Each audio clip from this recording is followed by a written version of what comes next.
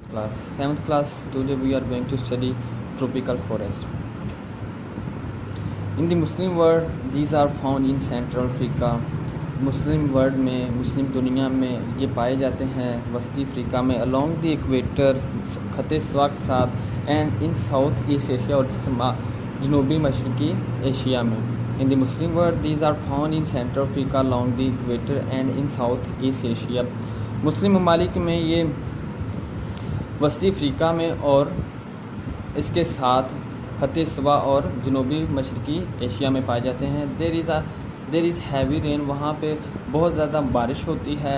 1800 to 2500 millimetre और मोर, 1800 से लेकर 2500 मिलीमीटर तक या फिर उससे ज़्यादा.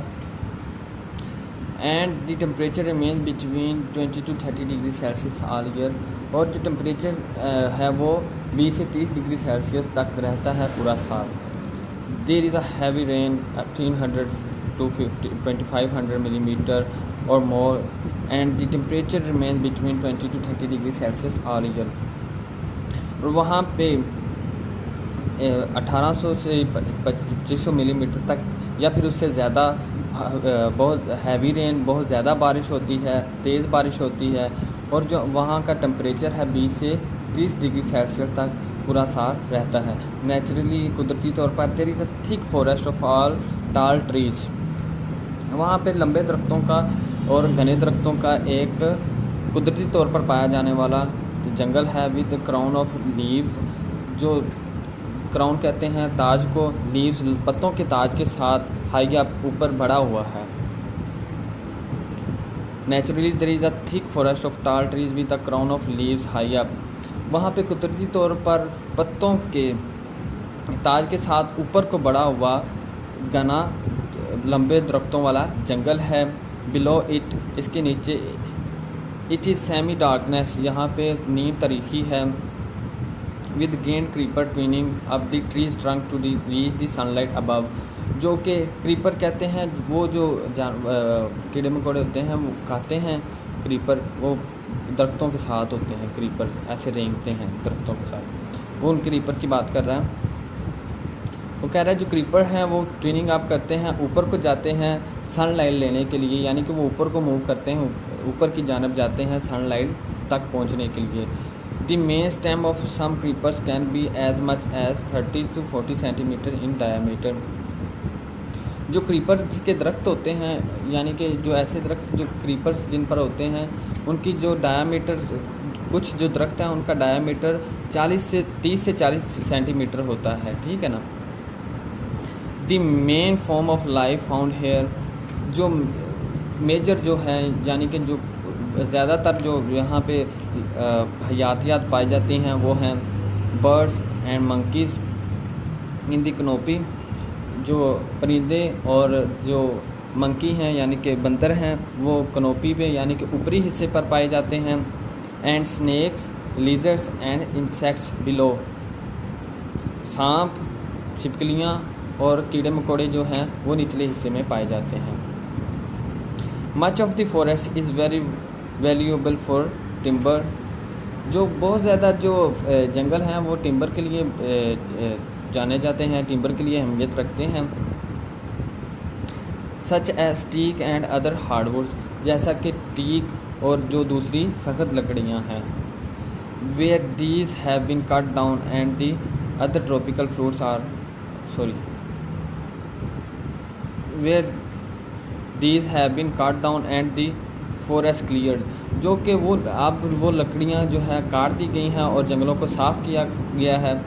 शुगर केन, गन्ने, कोकोआ, रबर, मैंगोज, आम, pineapple and other tropical fruits are grown. और जो दूसरे मुतका हरा के फ्रूट्स हैं उनको उगाया गया है.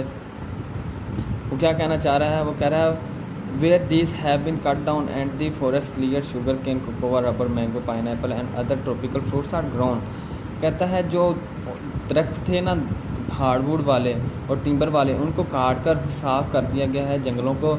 और उन जो दरख्तों की जगह पे हमने क्या लगा दिया है, गन्ने का दरख्त, कोकोआ का दरख्त नहीं होता गन्ने का, गन्ने, कोकोआ, रबर, मैंगोज़ यानी कि आम, पाइनएप्पल और जो दूसरे ट्रॉपिकल फ्रूट्स हैं ना उनको उनकी जगह पे उगा दिया गया है।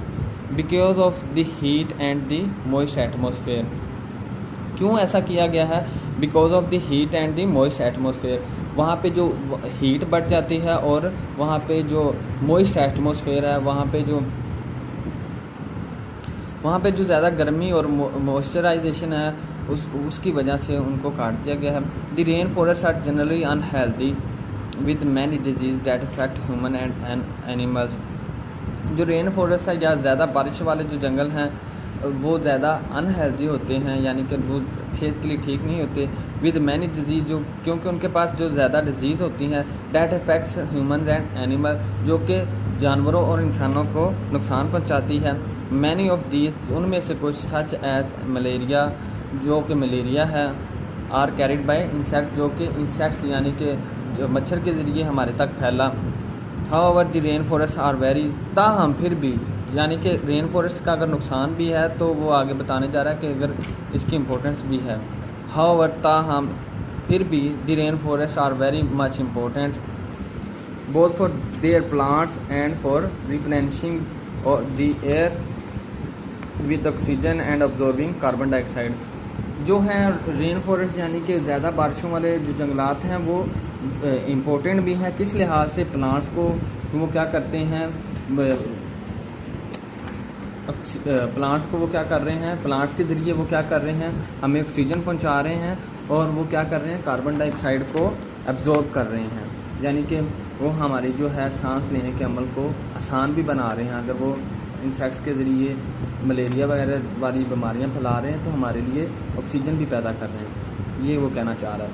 आल्दो, अगरचे नॉट इन मुस्लिम वर्ल्ड, अगरचे मुस्लिम दुनिया में नहीं है, the great Amazon forest in south America, बहुत बड़ा जो अमेज़न फॉरेस्ट है, अमेज़न का जंगल है साउथ अमेरिका में, is believe that supply half the world's atmosphere with oxygen.